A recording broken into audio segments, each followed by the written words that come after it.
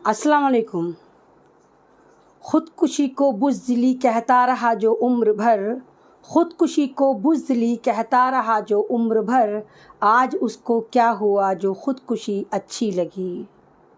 आज मैं आपके सामने किसी वायरल टॉपिक पर बात नहीं करने आई। आज मैं आपके सामने समाज की एक ऐसी कड़वी हकीकत के बारे में बात कर रही हूँ जो रोंगटे खड़े कर देती है। आज मैं आपसे बात करने आई हूँ झारखंड के मस्जिद के एक ऐसी इमाम साहब की जिन्होंने ख़ुदकुशी कर ली। ये इमाम साहब ने ख़ुदकुशी नहीं करी, ये मौलाना शहबाज अंसारी ने ख़ुदकुशी नहीं करी। ये कौम की बेगैरती है जो मर चुकी।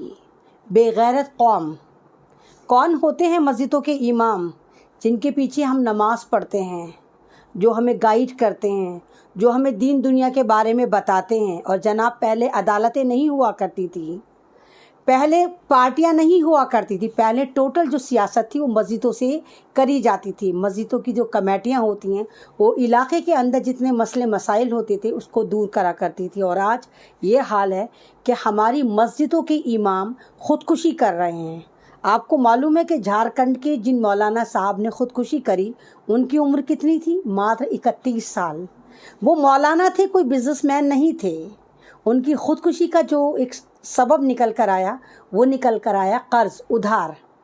गली महल्लों की मस्जिदें तो हम बना लेते हैं, खूबसूरत मस्जिदें बनाते हैं, लामहदूद पैसा खर्च करते हैं, लेकिन उन मस्जिदों में जब इमामत करने के लिए इमामों को हायर करा जाता है तो उनकी तनख्वाहें गांव में, देहात में, कस्बों में 6,000, 5,000, 4,000 से ज़्यादा नहीं होती। और हम मौलानाओं को एक नमाज पढ़ाने का टूल बनाकर रख देते हैं कि नमाज पढ़ाने का टूल है। महल्ले वाले चंदाखोरी करते हैं और इमाम की तनख्वाह पहुंचाते हैं। वक्फ बोर्ड जो कहा जाता है कि हिंदुस्तान में सबसे अमीर तरीन प्रॉपर्टी में शुमार होता है, इस वक्फ बोर्ड के अंडर में भी पूरी हिंदुस्तान की मस्जिदों की इमाम नहीं आते। और जो इमाम आते भी हैं उनको सही से तनख्वाह नहीं दी जाती। 2-2, 3-3 साल से उनको भी तनख्वाहें नहीं मिली। कर्ज के दबे कुचले ये इमाम ख़ुदकुशी कर लेते हैं और सुसाइड नोट में लिखते हैं कि मेरी बीवी का ख्याल रखना, उनके लिए दुआ करना, मेरे बच्चों के लिए दुआ करना। ये इमाम साहब जिनके बच्चे भी छोटे छोटे स्कूल में भी नहीं पढ़ते, एक ऐसा बंदा जो हमें नमाज पढ़ा रहा है, अल्लाह की तरफ सीधा रास्ता बता रहा है, वो ख़ुदकुशी कर लेता है तो कौम के लिए इससे ज़्यादा खौफनाक मंजर कोई हो ही नहीं सकता। अरे हम मस्जिदों में जाते हैं, मस्जिदें बनाते हैं, करोड़ों करोड़ों की मस्जिदें बनाते हैं, लेकिन हम ये जहमत गवारा नहीं करते कि हम मौलाना साहब के लिए, इमाम साहब के लिए कम से कम इतनी जगह तो निकाल दें कि वो अपनी फैमिली के साथ वहाँ रह लें।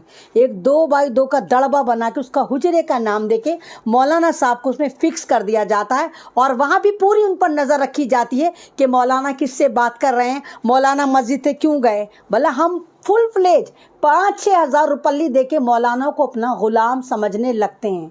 अरे जब आप मस्जिदें बना रहे हैं, करोड़ों करोड़ों उस पर खर्च कर रहे हैं, तो क्या ऐसा नहीं हो सकता कि तमाम मस्जिदों के अंदर 2 रूम सेट मौलानाओं के लिए बनाया जाए ताकि वो अपनी फैमिली को वहीं रख लें।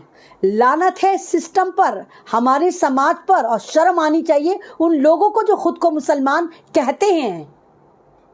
मौलाना साहब की फैमिली, आप यकीन करेंगे कि मौलाना साहब की फैमिली, उनकी बीवी, उनके 2 छोटे बच्चे हालात की तंगी की वजह से अपने मैके जमशेदपुर में रह रही थी, माँ के घर रह रही थी शादी के भी बाद। शादी किस लिए करता है इंसान?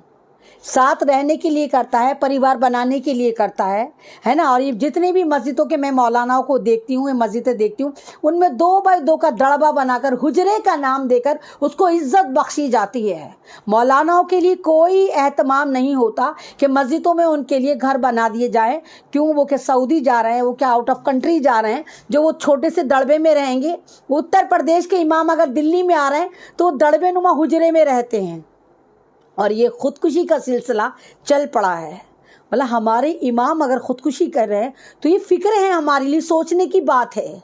इससे पहले ख़ुदकुशी, एक बहुत ख़तरनाक ख़ुदकुशी मैंने देखी थी पहले लॉकडाउन में, जब एक इमाम साहब जो मुजफ्फरनगर के रहने वाले थे, उनके ऊपर भी इतना कर्ज हो गया था, 4 या 5 बच्चे थे और वो अपने बच्चों को खाना खिलाने में असमर्थ थे। लोग उनकी मदद नहीं पहुंचा रहे थे और उन्होंने ख़ुदकुशी कर ली। تو کیا یہ ہمارا فرض نہیں کہ جب ہم مسجدوں میں جاتے ہیں، ہم مولانا جو ہماری مسجد کے امام ہیں ان کے پاس بیٹھیں، ان کی خیر خبر لیں، ان سے پوچھیں کہ مولانا آپ کہاں کے رہنے والے ہیں، مولانا آپ کی فیملی میں کون کون ہے، مولانا آیا آپ کے بچے بھی ہمارے بچوں کی طرح اچھے پرائیویٹ اسکول میں پڑھتے ہیں، مولانا کیا آپ کے بچے بھی ٹیوشن جاتے ہیں جیسے ہم لوگ ہیوی فیس ادا کرتے ہیں؟ مولاناؤں کے لیے ہم اتنے فقیر کیوں ہو گئے؟ کیوں ہم ان کی پریشانی نہیں سمجھ پا رہے؟ کیوں ہم نے ان کو ایک طرح کا ہزاری کر کے مولانا بنا دیا، 2000 دے دیے، 3000 دے دیے، 4000 دے دیے؟ کیا ہمارا ضمیر گوارا نہیں کرتا کہ جس امام کے پیچھے جس کو ہم اتنی عزت سے 5 بار دیتے ہیں، ہم فجر ظہر عصر مغرب عشاء میں مولانا کو مولانا سمجھتے ہیں اور اس کے بعد ان کو ٹول کٹ سمجھ کے ان کے حجرے ان کے دڑبے میں چھوڑ آتے ہیں؟ کیا یہ ہمارا فرض نہیں بنتا کہ ہم معلوم کریں کہ ہماری مسجدوں کے امام کی کنڈیشن کیا ہے، ہماری مسجدوں کے مؤذن کی کنڈیشن کیا ہے؟ ارے جب تم اپنی مسجدوں کے امام کی خبر نہیں لے سکتے، اس سے بے خبر ہو، تو تم اپنے اسلام سے کہتے ہو کہ ہم اسلام کی ہمیں خبر ہے، ہمیں اپنی دین کی خبر ہے؟ تو یہ خودکشیاں روح جھنجھوڑ دیتی ہیں، ایسا نہیں ہونا چاہیے۔